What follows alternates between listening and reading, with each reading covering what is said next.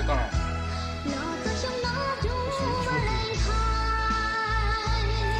What do you have Valentine Day on? Go to siab. Yeah, I guess so.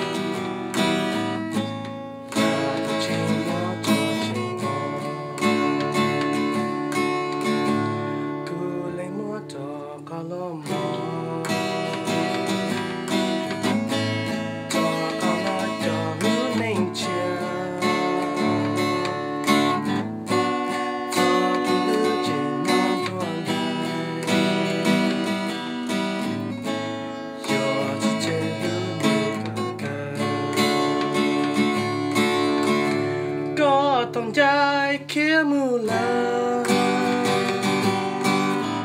cứ lưu cái tiếng linh thiêng sẽ nhìn ta còn trong cái lưu là ta cứ lấy mua có nhau khó được.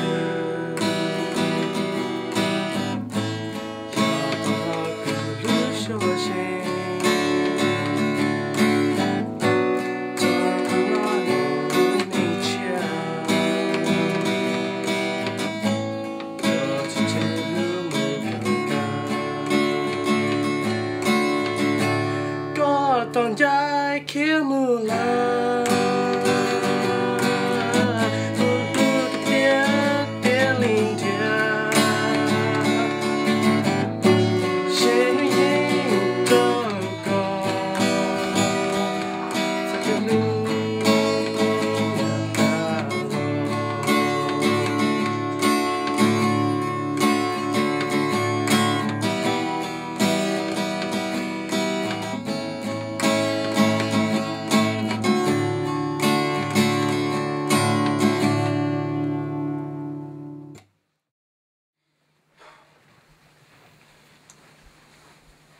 thaum tu siab à, cái này tu siab tí mình có tiền.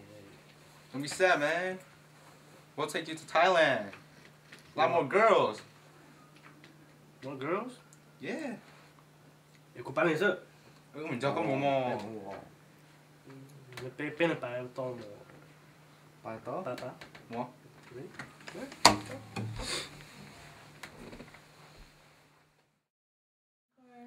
Hi YouTube! This is the end of our Valentine script.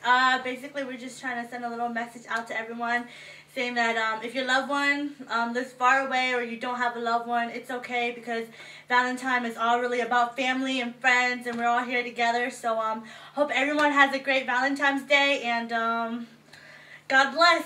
So take care. Until next script, look forward to that. Our new script just came out with our horror script. It should be up already, so check it out and check this one out, of course. And make sure to comment how y'all think and rate and subscribe and everything. Okay? So, bye guys. Bye YouTube. Bye.